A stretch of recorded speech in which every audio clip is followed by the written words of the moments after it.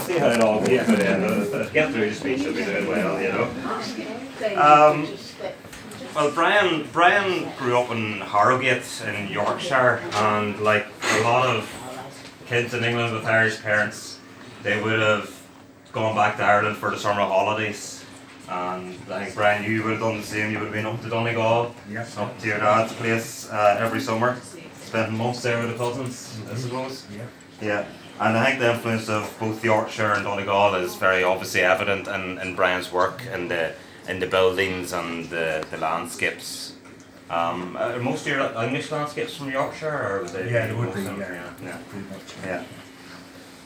Brian studied in Bristol, and he was telling me that it was 30 years ago this year that he graduated. So it would be way back in 1989. And he was telling me one of his tutors there, when he was talking about art, always used quite, fancy words about art like juxtapose and liaising as well. I've never heard anybody use liaising about art, but so to mark the anniversary of 30 years since you graduated, I'll try and get both those words out tonight. So listen out for them, and if you hear them, you'll know it's a proper arty talk. Okay. Thanks. No, yeah, as I was saying, Brian's work deals with a lot of the vernacular building of Donegal and Yorkshire. That could very easily become sentimental, and you would see work of Irish cottages in some works it would become a bit of a cliche, but Brian entirely avoids this. He completely avoids sentimentality, and there's none of that kind of a dream of a rural idyll of this cottage on the hillside and some beautiful life and a lovely landscape. It's not really about that. And I think Brian's way of working, maybe it is about that, isn't it? Brian's way of working is the way he makes marks. It's very, very direct and very strong, and he sees both the beauty and the decay in these buildings and in the landscapes. And I think in his works you can see the traces of the lives that were lived in these buildings, and both there's good and bad in those lives, and you can see both the loss and the beauty in the buildings. And I think it really, I think they're a long way away from pictures of cottages, Right. They're really nice.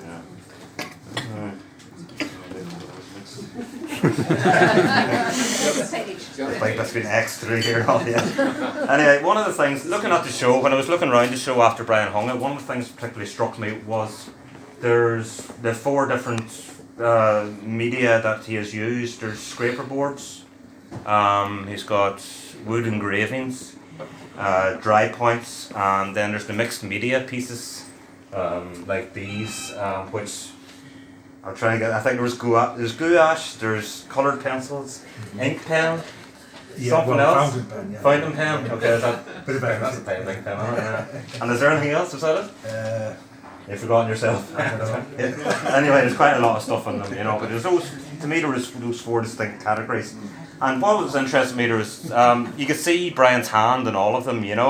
There's a different media, but there was always the same. You could see the visual handwriting. And that's quite an attractive thing in itself. But this consistency in mark making, it also allows you to see how the different media pull out a different atmosphere in the work. Like the scraper boards, for me, they have like an intenseness and a clarity. You have the pure black of the black coating liaising with the intense white. With the intense white, and to me that creates a really convincing depth and a really convincing space within the images. They're really believable 3-dimensional space, and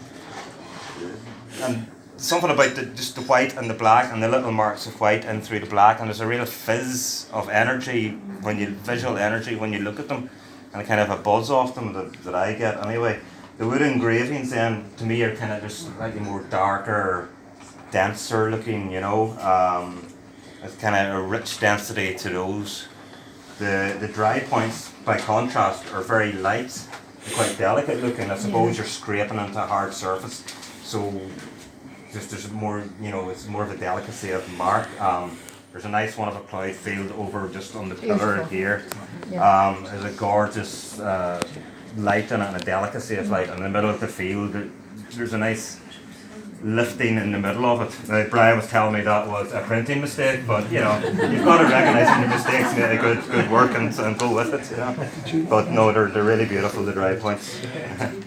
And then the mixed media works again. The painted ones that look more like paintings, really, aren't they? Yeah. I call them paintings. Pen and wash. There's a lovely. You've used very warm colours on them, and there's a lovely glow of light through them, and again they give a different warmth to it, which the black and white pieces would be cooler looking. There's a lovely one called Pollard down the back wall, and there's nearly like a golden glow of the yellow in it. I think that's a good example of it.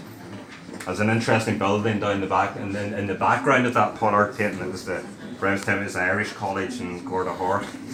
The former Irish College, people would have went to study there back in the 1800s, late 1800s, early 1901. Around 1901 it was built. There's you could talk about all the works individually here. Each one has something about them, but you'll be here all night. And I'll just talk about a few. There's the Longhouse. Brian, you painted three, or you painted through scrapes. There's three different. I don't know how you say it. Of it, and again illustrate that point about the different media and the different atmospheres you get, because they're basically the identical drawing essentially, and then thought they were interesting. There's the house in the hill. There's a funny looking one over there, which you wouldn't really. The house in the rock. The house in the rock. Thank you, Brian. That's a better thing. Yeah. The house in the rock. In the Harrogate. In Nesborough.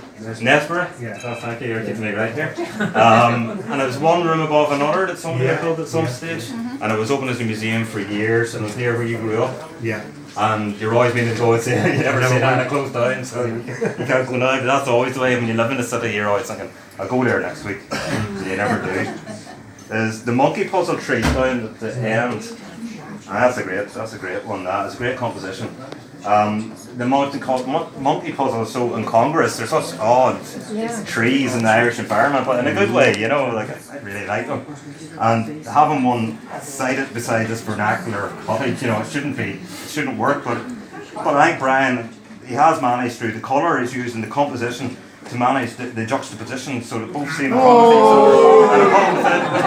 thank you. And both within the picture frame. Can you say it 3 more times? Not quickly. And there's another one just behind Brian here with changes. Is that changes, yeah. It's very different. I think it's the only portrait in the exhibition. It is, yeah. And it's Brian and Maria's daughter, Una. And it's kind of more of a collaged image using different references. So you've Vienna in the foreground, and it's in the background is a ruin of a house which Brian's grandfather lived in as a young boy. Great-grandfather. Great-grandfather, was it? Great-grandfather, he was a young boy.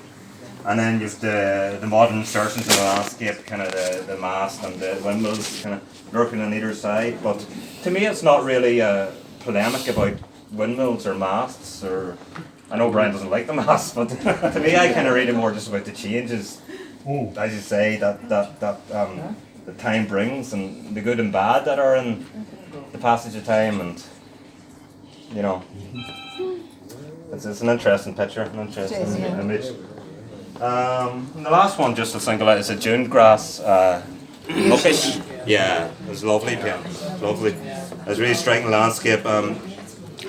You go from the marram grass in the dunes at Maharorty up to the muckish, that big bulky hulk of muckish up in the distance.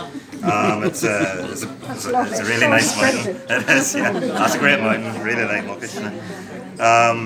This, to me, it really illustrates the point where an image reaches a point when it achieves a balance between the marks made and the optical depth that you're looking at, the space that you're looking at. So you see both simultaneously. You see the marks on the surface, and you believe that you're looking at the thing that is depicted. And there's kind of a connection to the human hand and the eye and the experience of the person who has created that. You feel a kind of human connection. I find when you reach that beautiful balance between the space and the marks on the surface, and it's really beautifully made. And I think all Brian's works achieve this. And I think his technical skill, his judgment, and his insight into the humanity in buildings and in landscape is evident in all the works in the exhibition.